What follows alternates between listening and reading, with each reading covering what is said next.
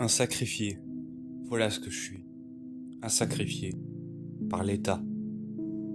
Je suis un soldat. Je ne veux même pas préciser dans quel régiment, dans quel corps d'armée, car cela n'a aucun intérêt. De la chair à canon, prête à servir à tout. Notre matériel est de mauvaise qualité. Sur le front de Zelsia, là où nous affrontons les sécessionnistes ou quelque chose dans le genre, il ne règne que le feu et la mort. Nous sommes obligés de porter des masques, car des bombes chimiques ont été jetées. Notre matériel, lui, c'est une vaste blague. Notre combinaison est censée pouvoir faire ricocher les balles, selon la propagande. Mais dans les faits, il s'agit plus d'une protection mentale qu'une protection réelle. Un bon placebo, comme ils savent tant le faire. Moi je suis là, avec mon arme, qui s'enraye facilement, à devoir faire des assauts. Et je vis chaque jour comme le dernier. J'ai sur moi un bijou, une sorte de chose de cristal, je ne saurais pas dire, que j'ai depuis toujours.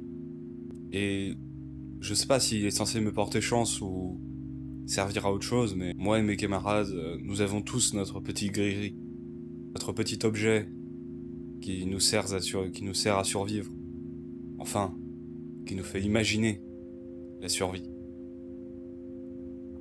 Je m'apprête bientôt à descendre d'un cargo, transport de soldats, pour aller ravitailler un front déjà perdu d'avance, où nous perdons du terrain au fur et à mesure. Que veut l'ennemi d'en face? Nous n'en savons rien.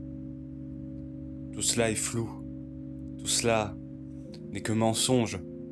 Bref, je suis soldat et je m'apprête à mourir. Encore une fois.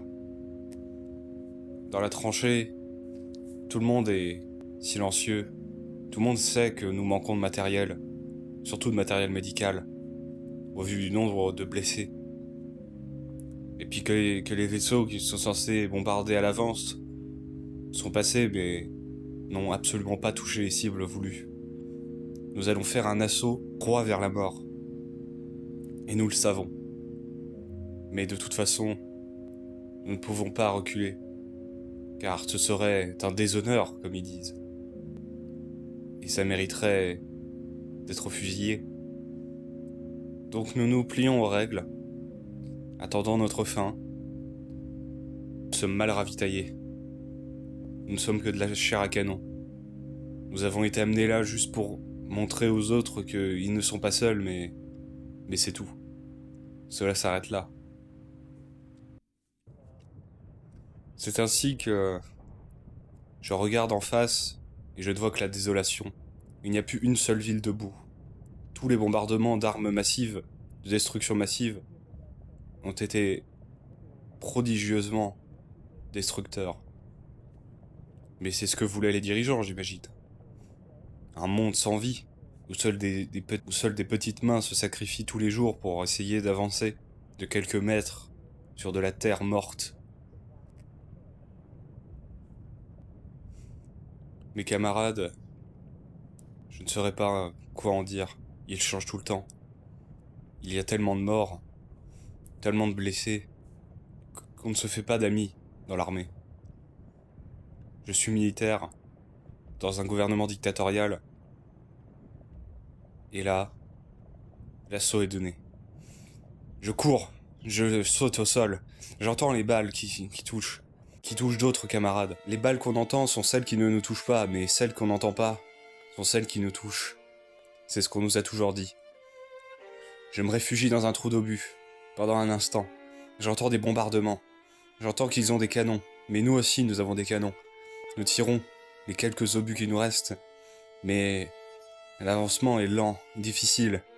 Je rampe au sol, je ne sais pas quoi faire. Je tire, mais mon arme s'enraye, et en me levant, je n'aurais jamais dû faire ça, je me prends une balle dans l'artère. Je suis maintenant au sol, en train de me vider de mon sang. Personne pour m'aider, et aucun matériel de soins sur moi. Je suis en train de me vider de mon sang, en serrant le cristal dans ma main, en me disant que c'est ma fin. Et c'est sans doute le cas. Je suis en train de partir, j'accepte mon destin, Je savais que cela arriverait un jour. Je repense au fait que ma famille a été détruite durant la guerre, que de toute façon je n'avais plus rien à perdre, si ce n'est ce cristal. Donc je le serre dans ma main pour pas qu'il soit volé. J'essaye de le cacher, dans un dernier geste de vie, de faire en sorte que personne ne puisse le prendre. Et je me laisse aller.